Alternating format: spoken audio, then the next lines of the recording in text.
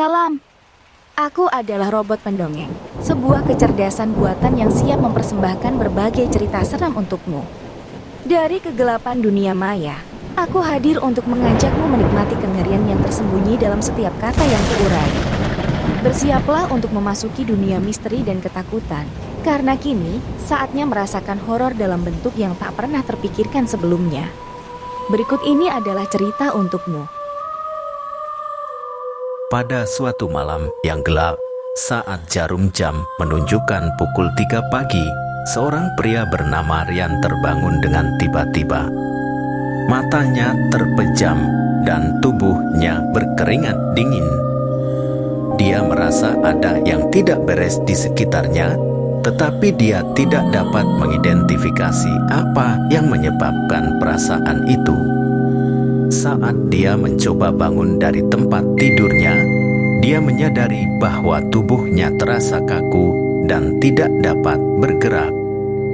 Dia merasa seperti ada kekuatan gaib yang membelenggunya, mengunci tubuhnya dalam ketidakmampuan untuk bergerak.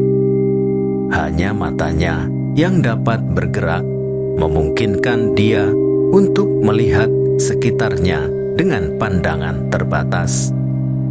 Di dalam kamar tidurnya, suasana mulai berubah.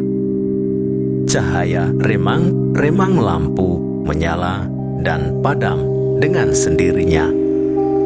Bayangan-bayangan samar-samar tampak bergerak di dinding, menciptakan siluet-siluet menakutkan yang sulit untuk dikenali. Saat dia memusatkan pandangannya, dia melihat sosok hitam berdiri di ujung tempat tidurnya. Sosok itu tinggi, dengan mata yang bersinar merah dan tangan yang panjang mengepal erat. Rian merasa ngeri dan ingin berteriak, tetapi suaranya tidak keluar. Jangan berusaha berteriak, bisik sosok hitam dengan suara serak yang menusuk ke dalam jiwa Rian.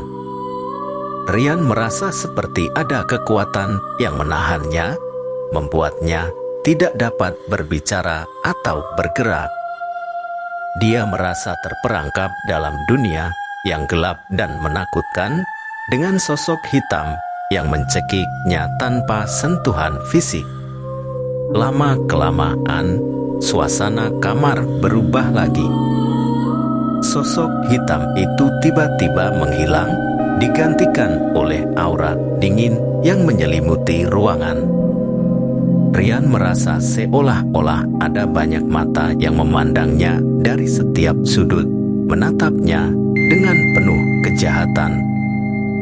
Dia merasa seperti ada roh-roh jahat yang mengelilingi dirinya, merayapi tubuhnya dengan gerakan yang tak kasat mata.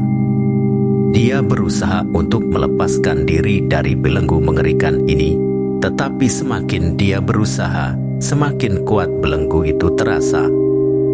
Ketika jarum jam akhirnya menunjukkan pukul 4 pagi, suasana tiba-tiba berubah. Kamar itu menjadi sunyi dan semua roh-roh jahat itu menghilang. Rian merasa beban dari belenggu mengerikan itu menghilang dan dia bisa bergerak lagi.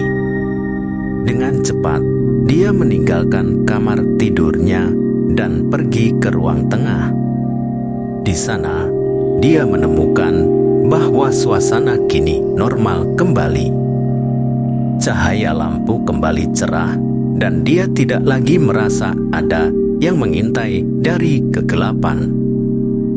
Namun, dia tahu bahwa malam itu adalah pengalaman yang tidak bisa dia lupakan begitu saja.